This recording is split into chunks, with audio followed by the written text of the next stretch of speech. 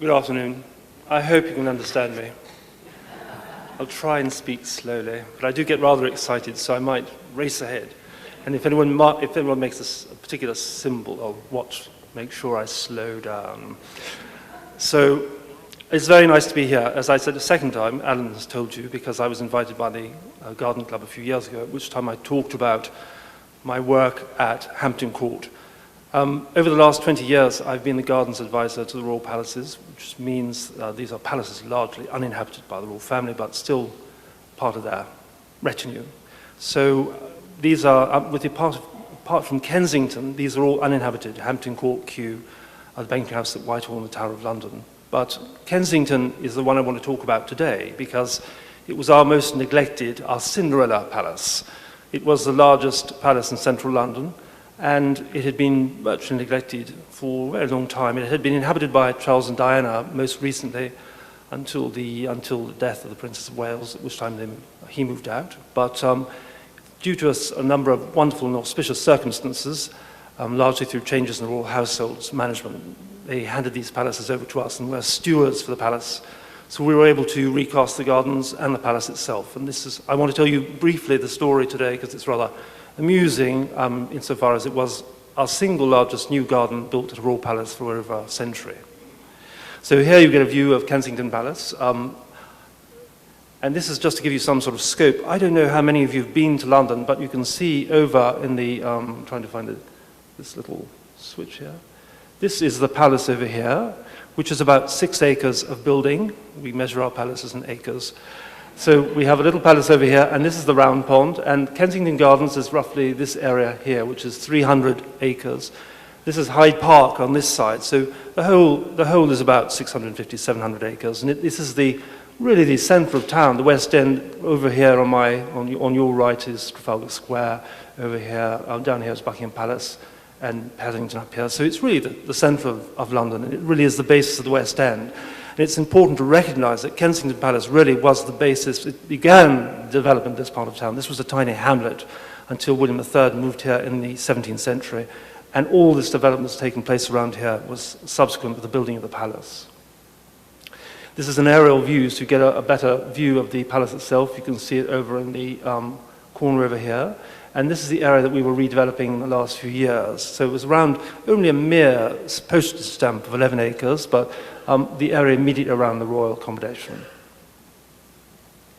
Now, this was the palace when we started thinking about what to do. It looked rather forlorn. It's, as I said, built in the late 17th century. The building had been altered over succeeding generations, but still retained its 17th century character. But it looked very inaccessible. In fact, this palace was open to the public. It looks very desolate. In fact, most people compared it to a royal lunatic asylum and could never find the entrance. And this is one of the helpful signs from the period that sort of showed how to find the place, because it was so invisible to the passers-by. And in fact, I remember when I was just in the last interview, although I'm the Gardens Advisor, this was such a big job, I had to throw my hat in the ring like many other designers in the expectation I might win the competition. We went hell for leather and happily did win. But in the last phase of this four-tier competition, I remember, and there were a group of Americans standing out in front of the palace, one of whom was crying, saying, "We just want to find the entrance." So this is the entrance. It was a very sad and sorrowful thing. Started because the palace was only opened in a very rare way in the 19th century when Queen Victoria, who had been born in the palace, decided to open it to the public. So this funny little entrance was transformed into this, and this is my scheme that I'm going to tell you about today. So we went from this rather horrible entrance on the north side to a new grand entrance on the east side. So this is the utter transformation of the palace. And what I want to do today is briefly tell you how we went about this exercise. Kensington, as I mentioned, was begun as a royal palace in about 1689. There had been a house on the spot from at least the 1620s, this fellow called Sir George Coppin, who was a merchant, had owned the land and developed the first house on the site.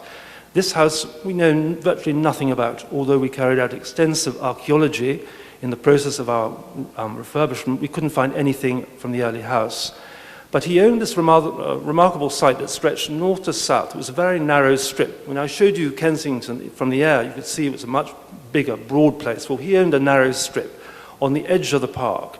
And this is why it proved to be such a good investment, as it were, for William and Mary, who were looking for a house that was set on alluvial, sort of well-drained soil, close to the centre of London, that also would allow them a potential to expand. So what they could do is they could take this narrow plot and expand and turn the house around instead of going north-south, going east-west and open into the park. So you'll see here, this is the earliest view of Kensington from about 1694. And it shows this park wall that divided the gardens of former Nottingham House when it was sold by the Earl of Nottingham in 1689 to William III, across here, and this is the park itself. So what they were able to do was turn the house around, knock the wall down, and make what was a 20-acre garden into a 300-acre garden.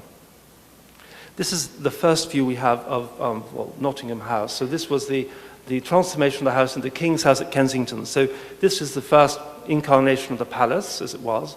It's a very poor slide, but I'm afraid that's the way it was. This is the first gardens, very formal in layout. William and Mary had been brought up largely in the Netherlands, and they were familiar with the Dutch style of gardening, which is in fact very formal. And this, really, yes, very much adopted by the English in the 18th century, but this was the style at the time. So this was adopted and laid out in the front of the palace. So you can see the palace itself right here. This is the south, the north. This is the orangery, which still survives. But this was the first incarnation of the garden. This shows about 1714. This plan is hard to see, but it's rather curious were one able to see it, because it shows the palace over here. This becomes a round pond of this enormous pond. But it just goes to show you that when the park was first there, that it wasn't laid out in any coherent manner. What's also interesting is that you get, just beyond here, a series of ponds. I'll show you in a forthcoming view as to how they were transformed to something called the Serpentine of the Great Water. These are among the first gardens also built on the north side of the palace in the formal Dutch taste. These were laid out by Queen Anne soon after her accession in 1706. It's called the New Wilderness Garden. Now this shows the palace again from around the early 18th century, so it's right here. This is where you'll see our new garden extends across here to the front, and this becomes later this enormous round pond. Here are the gardens I just showed you just one moment ago, but this is what I talked about. This is the wall that stretched from the bottom would be Kensington High Street, for those who know London at all, and the north is Bayswater Road.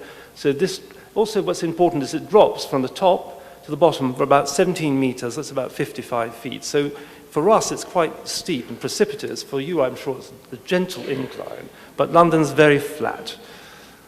Now, among the unusual characteristics of the gardens was that they had lots of wild beasts from the earliest inhabitants, William and Mary. They almost always had what we now call virtually zoological gardens.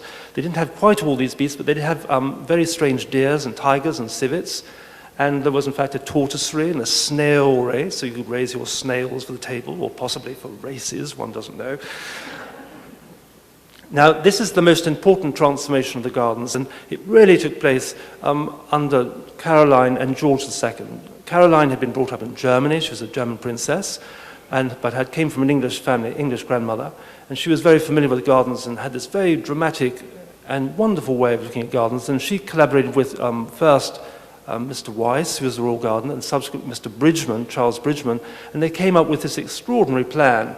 And it's really, here is the palace. You can see this was formerly that small pond that looked like a suburban swimming pool. It had been transformed to something enormous. And really what they did was they formed a great dam around here, leveled this into a huge flat pitch, built these things called the feathers and the great bow. These are like sideboards or sideburns on someone's face.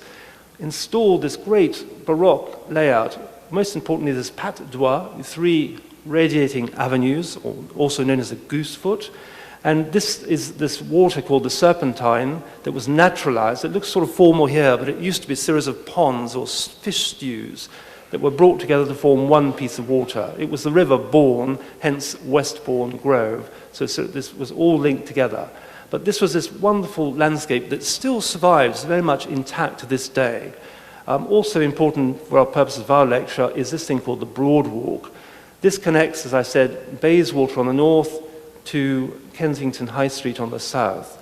And one of the points that we were trying to address in redressing the landscape at Kensington was the fact that we were very frustrated at royal palaces that we had 7 million people going up and down the Broad Walk every year, and only 200,000 coming into a lunatic asylum because they could never see how to get in. So what we were sort of saying was, well, we've got to do something rather dramatic with the landscape.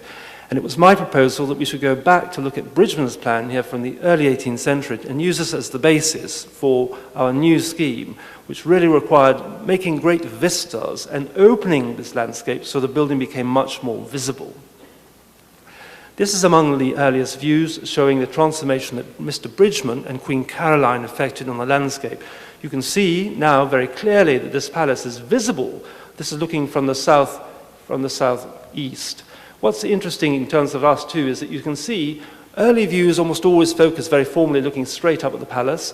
From the mid-18th century, they start looking obliquely at the corners of these buildings. This is a very important point, and you'll notice as I start showing you the refurbishment, how it's important for us, modern people, to sort of appreciate that this was an important view, looking at the side view, not strictly in this formal way at the front.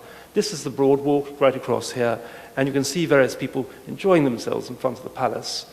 This is looking down towards Kensington High Street, and you can see these great, vast extents of lawn. Gone were all the formal gardens, all swept away. Queen Anne was said to have despised the smell of box, but I think more likely she was just very keen on keeping the bills down because the gardeners were very expensive, so she had the gardens pulled up and made them much more simple, and this is the effect. This is, of course, what we now know as the great English natural garden, or the English movement, which meant that we moved all these great formal gardens away, and we brought the landscape straight up to the front of the house. And this was no exception. This was looking from the Serpentine. I showed you the great water in the park that still is there, that separates Hyde Park from Kensington. And here you can see it, and there is the palace in the distance.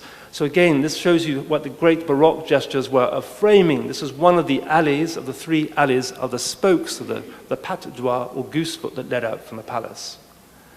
Now, I love this view because it shows, I think, a transvestite approaching an honest young maid, as it were, in the Broad Walk, but it also importantly shows the planting. It's also said it could be a sailor, but it does give you a sense of what the Broad Walk looked like when it was first planted. The palace would have been on the left-hand side and the park on the right.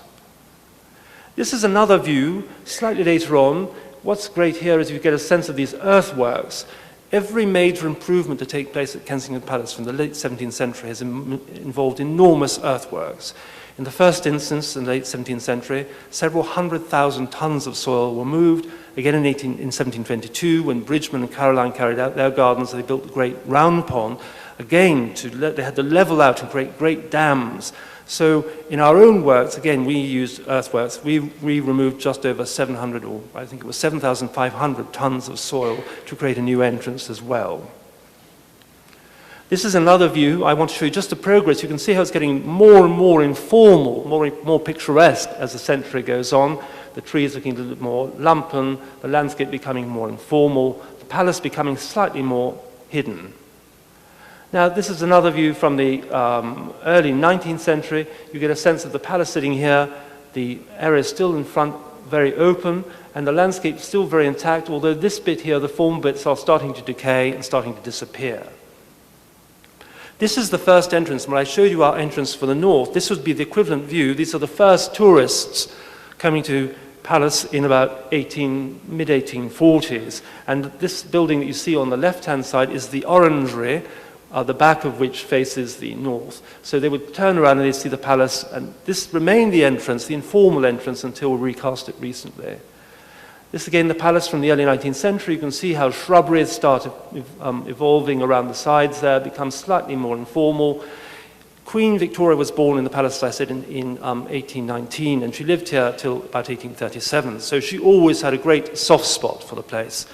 And it was under her instructions that the palace was in fact open to the public, the building itself, not all the landscape, from the mid-19th century. It was the first royal palace to be open to the public. But it was important because insofar as this palace was very dear to her heart, she took a private interest in this place throughout most of the 19th century.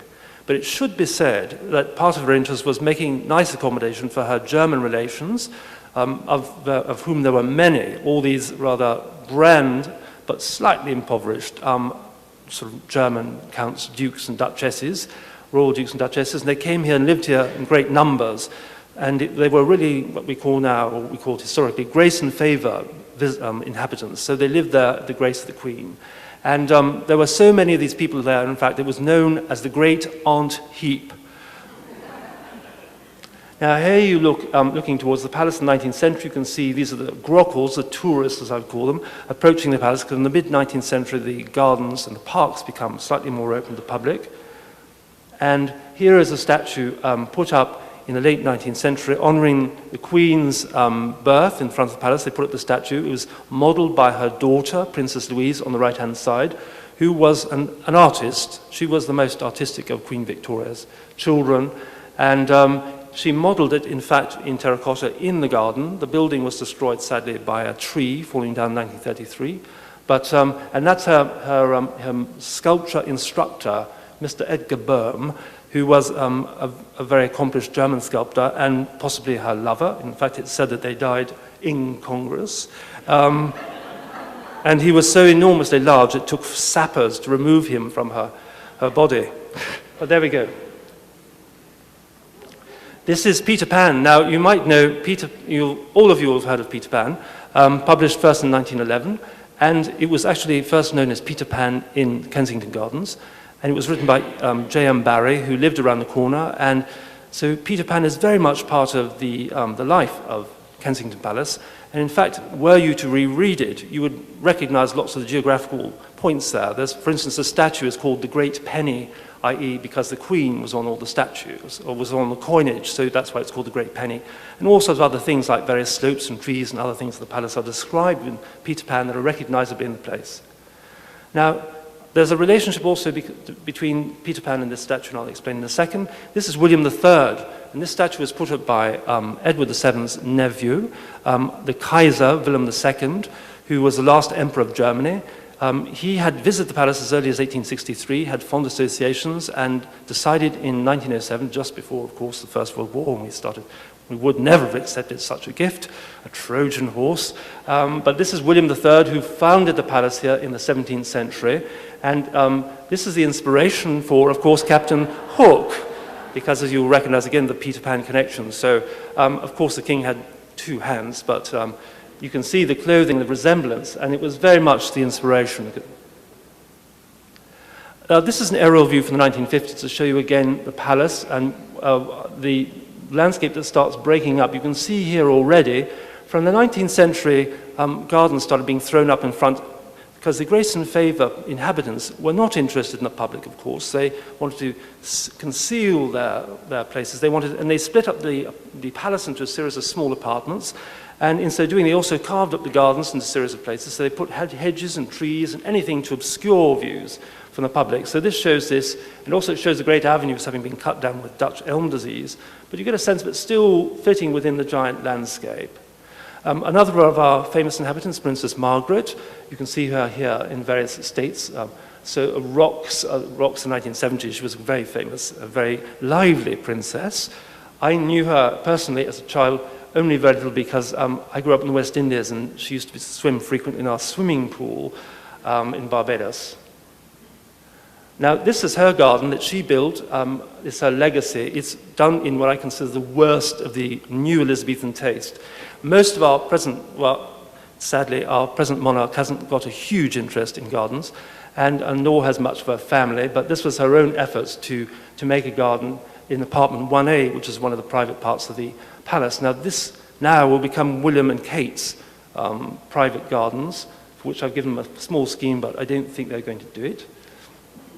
This was one of the more hideous additions to the garden, paid for by one of her ardent admirers. When you're a royal, you always have many, many friends, and they're constantly trying to unload extraordinary gifts on you. These are the railings which you'll probably recognize. They're called the Crowther railings. They were put up here in the 1980s when the palace was very keen to secure the boundaries of the palace to protect the Princess of Wales and Prince Charles from the paparazzi. So these were in fact in the north side of the palace and were moved around, and all those gold twiddly bits were added to make them look much grander. They were in fact Spanish railings in the 19th century. They'd been bought by one of the royals in a salvage yard for very little money, I'm sure, and then they were retwiddled, as it were, and put in this wonderful position.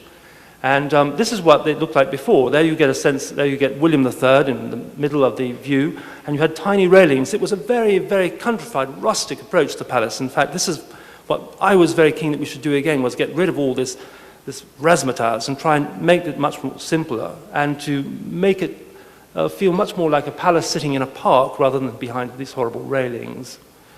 Here you get a view of what the gate was before it was replaced in the 1960s. This shows the 19th century, but it was a mere 5-bar gate, which is a very traditional English country gate. This is the view that everyone associates with Kensington Palace. So as much as one would like to remove the railings, it was impossible. So these were some of the floral tributes, which we call in London cenotaphs. And they were in huge numbers. I remember wading through them after the princess's death. And so this was something we were very conscious of when we redesigned the gardens, that we had to think very strongly about what we wanted to keep. This is our overview of how we imagined looking at the palace. So this is the palace. This was the old entrance from the north. So we wanted to shift it round here, recast the gardens, and open the views to the south and to the east. And this is our gardens as seen on Google Earth. It's always very pleasing when you can see your gardens on Google Earth. So this is the new approach. This is the broad walk coming across here, and this is our new palace lawn that comes down here. So now, very happily for the palace, because I did say that we promised this more or less, we now get, instead of 200,000, we get just over 500,000 visitors coming to the palace because they can actually find their way in. We're eager to get rid of this runway. This was put here in the 1950s. When they wanted to connect this for some curious reason, so that will go. We're working with the Royal Parks over here because that's another agency. It must be said it was terribly complicated getting anything done at Kensington Palace. It took us 4 years, which doesn't sound like too long, but we had 54 agencies, starting with the Queen down, and we had to deal with the Royal Household, the Crown Estate, the police, the Royal Parks, various other local interest bodies. So it was an immensely complicated thing to get the whole palace and all the other people to agree to our scheme, but we slowly got there. Now this is what it looked like before. On the left you can see 1735. In 2009 the palace was virtually invisible, and 2012 you can see that it's very open. Now these were our sketches we proposed to sort of say how we could transform the place. You can see in the bottom here we have the statue of the Queen hidden by this sort of no man's land. There was no connection at all, the palace lurking behind here. This is a favorite view of mine. It shows a tourist with a map trying to find the place, and he's standing right in front of it. This is what we call, I don't know if any of you have driven through Scotland, and you'll know that we have these very tiny roads, well, in Britain too, all over Britain, and so we have these little things called lay-bys, where courteous people pull over to allow other cars to pass by. And this is what I call the grandest lay-by in London. So this is so when rubbish carts could go by here, one could come by, and then the other one, they could collect the rubbish in front of the palace. So you'd often see these large vehicles parked in front. This was our transformation we hoped, well, was here. So this was the view before. Nothing lined up, nothing was centrically organized. The round pond here, the statue, hedges, fences, barriers, horrible things. And this was our view. It was what I called our Versailles moment, to try and make the Queen exposed so we could actually see her backside from the palace for the very first time. So these are our drawings. So again, just to show you again very simply, we wanted to create this palace lawn. There's a statue of the Queen. And we decided to make a pond around her to stop her from being vandalized, because she was constantly being, not quite decapitated, but her arms, her nose, her crown, and other things had been removed by hooligans over the years. So we thought by putting a pond and putting alligators and piranhas in there, we might stop all these terrible things. But it's worked very, very well. And this is our depending lawn, so it's a series of downward terraces in grass. This is a garden we created in the palace in 1908, and I'll explain later, our wiggly walk for our handicap access. And this just frames the palace from the east. Now this is what it was like before, and this was a transformation. And remember I showed you before this idea of looking obliquely at the palace. This is very important. You'll notice the English palaces generally are very informal. They're not like those big French ones that sort of you feel terribly frightened to approach. English palaces are modest houses. In fact, this was called a house, very much throughout the 18th century, and it's rambling and long and unpretentious. So although 6 acres, it's 6 unpretentious acres of palace. So This was our most difficult thing of all. I'm sure you may have the same difficulty here. Removing a tree is the most fractious thing you could possibly do in your life in Britain, and because we're a nation of tree and animal lovers. And here is one of our 8 giant trees in front of the palace being felled, and you can also see a squirrel right there having fallen out. We lost about 9 squirrels in these trees. But this took us quite a long time to achieve. We had to go to extraordinary planning meetings and present this, and the only reason we achieved it in the end was because we were looking back to historic precedent. No one would have allowed this to take place had it been a new idea. So here we can see the carnage. In fact, only one person objected, who died about 3 months later, mysteriously. And in fact, we had people coming and cheering as the trees were coming down. So it's a very curious circumstance. But you can see how the transformation, before you could never see anything beyond the pale. And these are these really ghastly railings that went up in front of the palace in the 1980s, and we had to negotiate very strongly with the Home Office to get those down. They looked like they were better placed in front of a sheikh's palace in central London. So we did the sort of gold-tipped horrors. But we did negotiate with that, and we were lucky, of course, too, that we started our transformation before William and Kate decided to make this their principal London house. Otherwise, we would have been stuffed, because they, again, required very high security. But we'd virtually, by this time, done everything, so we couldn't very well undo everything. So they've had to cower behind high walls. So here, again, you get a sense of the trees victoriously coming down. This exposed lots of 17th and 18th century earthworks. Must be said, we were very keen to conserve as much as possible of the ancient fabric, and this was part of our scheme. This is the mess created in front of the palace, but it's all part of the fun. We had to take away 7,500 cubic meters of soil to get the levels to work, because the palace was sunken from the Broad Walk. The Broad Walk was like a hog's back running across the park, and it dropped. We had to make it drop about 5.5 foot to join the palace to work, and in fact it worked out very nicely, but it did require a lot of soil movement. Should be said too that we did this on a very small budget. We did the whole of the palace gardens for just about 1.4 million. We say Versailles on a shoestring at home, but it really was a remarkable thing considering many town gardens in London cost about the same. And 3/4 or 2/3 rather of the money that we allocated for this job actually went to removing the soil, because it was such an expensive thing to do, because it had to be carted outside the park. We couldn't find anywhere that the royal parks would accept to have this in their 650 acres. They didn't want it, so we had to ship it out of the city. It was very costly. We did rescue archaeology, which means that in the course of the excavations, you actually you record what you find. It always destroyed, sadly, but you do find things in the course of doing the work which reveal the ancient fabric. We didn't find anything too unexpected, but we did find a few bits of 17th century pottery. This is them laying out one of our paths in the course of doing that, I should say, and this is the inspiration, which I'll show you later. This is these paths laid out in the 1720s in the gardens, which we used as the basis for our wiggly walk. This is some of the excavations in the gardens, and this is some of the Rotterdam pottery that we found, the tiles from the 1640s. I told you earlier that the garden was sort of press-ganged into being used for many purposes throughout the 19th century, and it was much abused. In fact, the central parts of the gardens became the largest growing area, the nursery for the whole of the Royal Park, and it launched a campaign. In fact, it was so disgusting. Various people in the late 19th century said it's appalling that from any royal palace you should look out and see glasshouses, conservatories, and lots of other rubbish associated with the growing of plants in front of this great landmark in central London. And this actually caused the galvanized gardens to be refurbished for the first time in the 1900s. Now, America plays a very important role in the refurbishment of Kensington, and this is the British Pavilion, a 1904 World's Fair in St. Louis. It was, in fact, what they called the Louisiana Exposition, because it was marking the centenary of the Louisiana Purchase of 1803. So it has something to do with the South down here. But it's rather wonderful, because I told you these buildings were all getting rather dilapidated. In fact, the orangery was on the verge of collapsing. Edward VII stepped in, new monarch, said, well, it'd be very nice to do something. Why don't we do a replica of the orangery?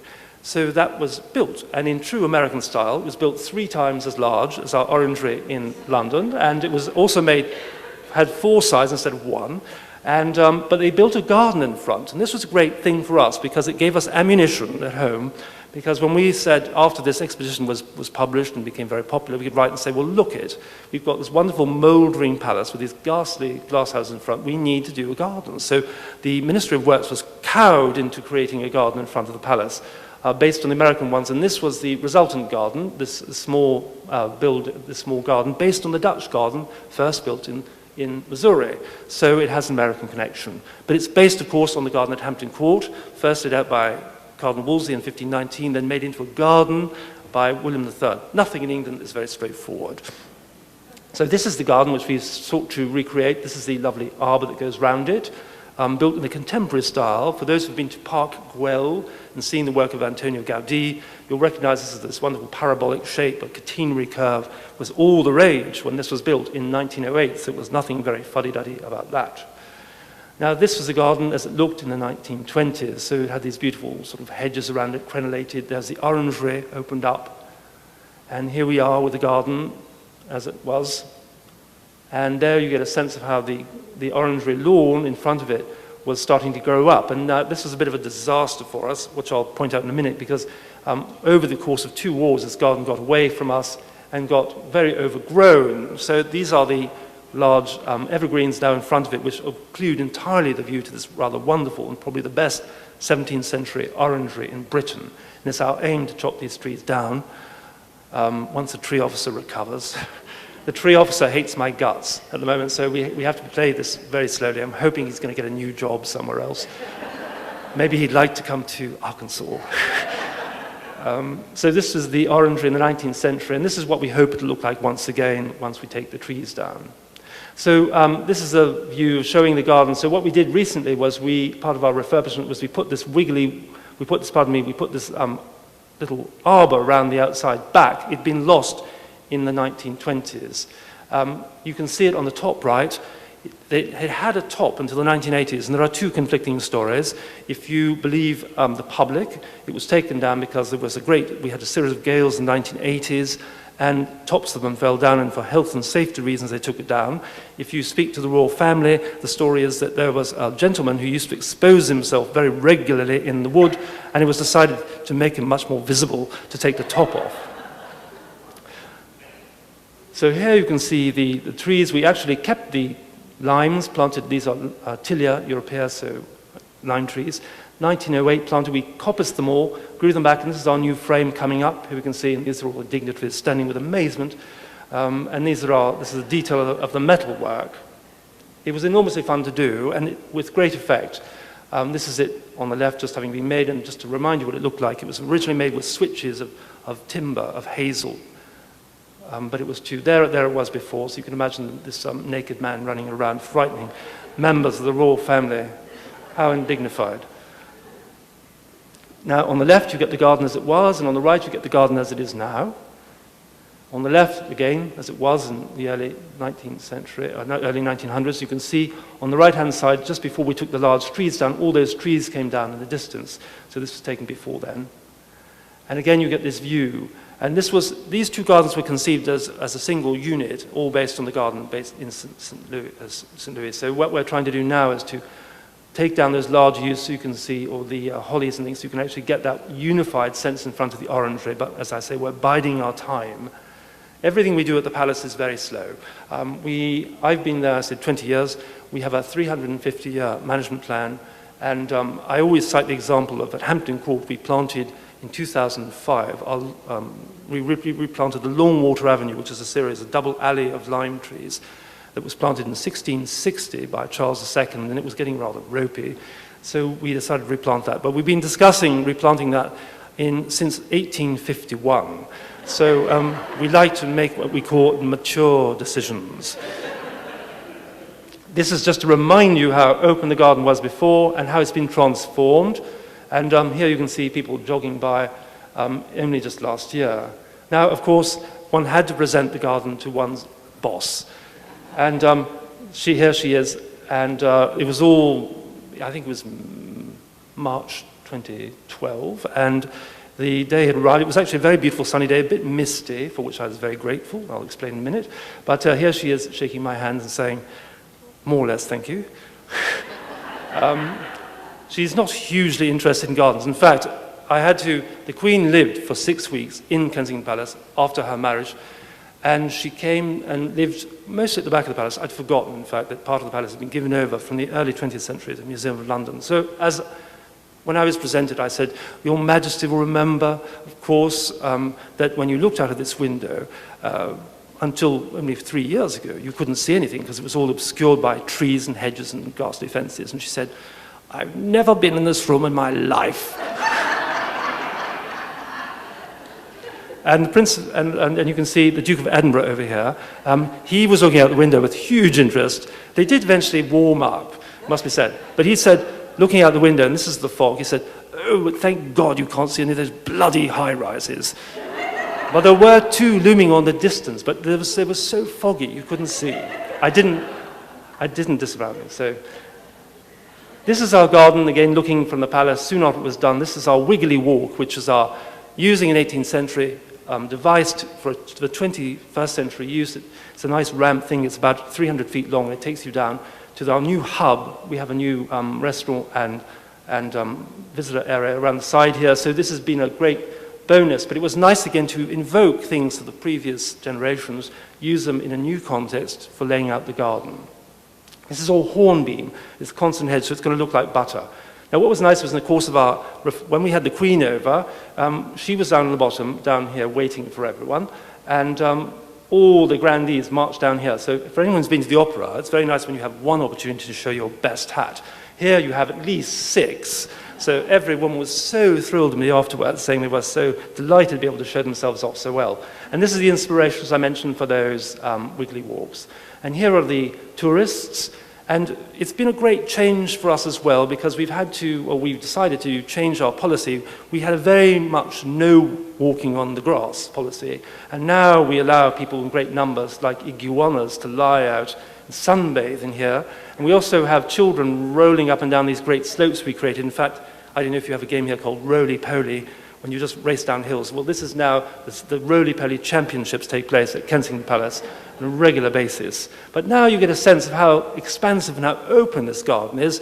And you can actually see from the top of the cradle walk now, you can actually see the tower of the House of Lords, which was planned to be in that location originally so it would line up with the views. So we've actually reconnected historic views across the palace. And this is looking back at the palace now, and these are some of our floral gardens.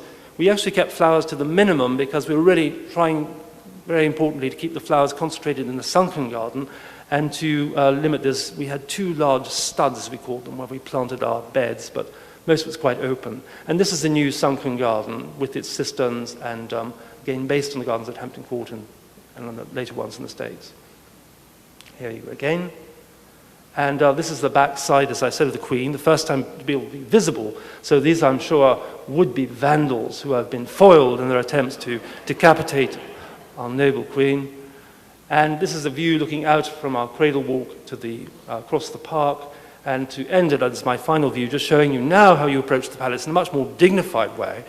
And so very happily for the palace, it relies almost entirely on the income generated by visitors, because although we're stewards of the Crown doesn't have really enough money to hand out to look after all these places, and that's why we do this.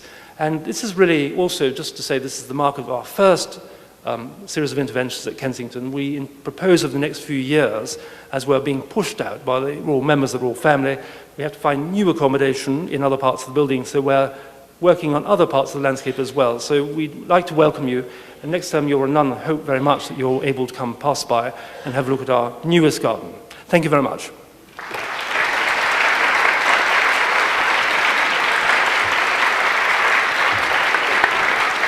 Simply marvelous, Todd. Just fantastic. How inspiring to see such an important property evolve so beautifully. Very good. Do you all have any questions for Todd? Yes, very good. You mentioned that there was a contest, I'm assuming, unless I missed something, that the contest was among certain landscapers to get this particular job. What was the basis of their evaluation? Was it money? Was it just whether they liked the looks of what you'd drawn? The competition was an open competition, Europe-wide, so there were about 40 firms, and the intention was really to find people who were most appropriate in working in that context. They were very keen that they should have experience working in historic landscape, But there was nothing more than that, really. They hadn't a clue what they wanted to do. In fact, I changed entirely the brief. I didn't like what their proposals were. They initially proposed that it should be a very narrow sort of umbilical link created between the park and the palace itself. And I just said it was a waste of money. I said I could give them much more, as you'd say here, bang for your buck, because I realized that I'd done a lot of research on the palace gardens, about 3 or 4 years for the palace itself, and all our work is grounded on firm historical research, and we could fill a room this size with the papers and manuscripts that relate to all of our gardens and palaces. So we did extensive trawling through the archives, and I felt, having seen all these things, it'd be much better to actually push the boundary out and really go for broke. So I said I didn't like their brief and that we should actually do much more, and I promised them, happily, that they'd get many more bums on seats, and that's really what's happened, is it has made it much more open. But there were 4 interviews, and I remember the last one. It was just excruciating. It took 6 months, and I'd virtually designed the thing by the time we won the competition. Very little changed. And the palaces are incredibly mean.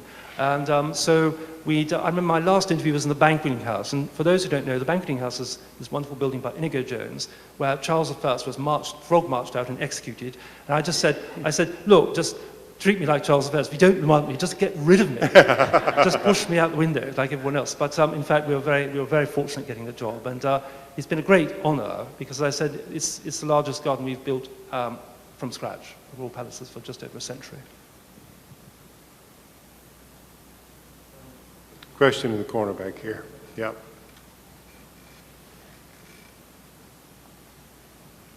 First of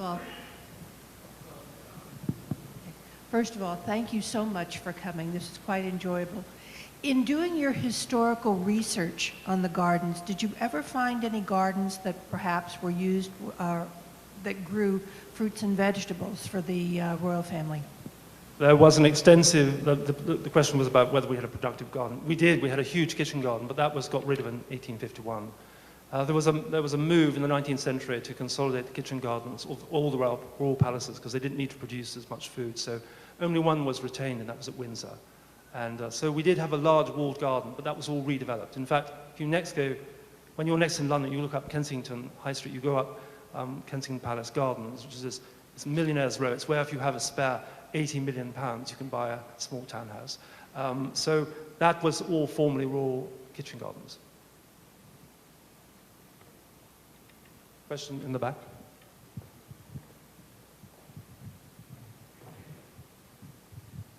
What's the most personally fulfilling landscaping project you've ever worked on? I think this was actually probably the most enjoyable. It was hell in lots of ways because it was just so difficult negotiating things. But there was a certain sense of pleasure after you get through all these terrible, terrible things. And I think generally working for the palaces has been enormously exciting because lots of one's work is for people who have a lot of money, who want everything done tomorrow. And it's very nice actually having a very relaxed, well, it's not entirely relaxed, but a slower pace when you can actually appraise the fabric over such a long time. And also to have a sustained involvement with the landscape is a very great treat because you're very often frog marched in somewhere, asked to tidy it up and make it look beautiful, and then you leave and you might go back for a cocktail party or something like that, but you never really have sustained impact. So it's very, very nice to feel that you have this sort of responsibility. And what I've been trying to do over the last number of years, I have a great interest in this large-scale planning, is that now I'm advising also the Royal, Regent's Park on how we're going to try and refurbish that landscape there, and working with Westminster City Council and Camden Council, which are central London, to try and look at their historic squares. So I'm very interested in this strategic planning, and that's what really gives me the greatest pleasure, because it's very nice sort of modeling small things, but it's also wonderful to have an overview into these bigger landscapes, because they really do require a degree of coherence, which requires that you actually look at things in a bigger context. And I do also love working in historic landscapes, because you have to be responsive and respectful for the early fabric, and yet you're still allowed modern interventions. But it's very nice to consider yourself as just a mere cog in a large machine. And we have 40 gardeners at Hampton Court. We've got mere four at Kensington. But one considers oneself only part of a big machine. I'm just presenting on part of everyone else. But you know, the royal we, this is a great project. Very good. No more questions? One more. All right. Yep. One of No, Kate yes, William, Kate. yeah. They haven't taken a huge interest in the garden. Seems to be a but- family tradition. Family tradition, exactly. No, where there's space for horses and dogs, I think it'd be much more attractive. We were asked to supply a plan to William and Kate, and haven't really heard very much. I mean, the most important thing for them at the moment is privacy. And we are, to that end, they've had to put up a really hideous fence in front of the palace, not on the side, so it's not right in the middle. But I don't think they've got bags of taste, as we would say. So we're trying to curb their worst excesses, let's put it that way. But for the most part, they'll be hidden away in what was already a not a particularly nice garden created by his aunt. So we'll see, but they do very much like it. In fact, for us, what's nice is now, Kensington, when we started, was not an inhabited palace. Various members of the royal family had apartments there where they stored their postcards and rubbish. But now it's actually much more lively because we have got royals and residents. We've always had a few royal dukes and duchesses kicking around, but it has become much livelier. So in that regard, it's now the face of the modern and new royal family, the younger generation. So it's been quite nice, even if they haven't got lots of taste, just to push them in the right way. It's comforting to have you there to drag in bags of taste. Well, let's give Todd another warm Arkansas welcome. It's a thrill to have you here, Todd. Well done. I want to thank all of you for your enthusiasm for this lecture series. We have one in store for the fall that I can't really talk about right now, but you'll be getting a notification about it. And I see lots of family and friends out there. Thank you for coming today. We hope to see you out at the farm sometime this year to see the gardens and so forth. I hope you have a great spring, and thanks for coming.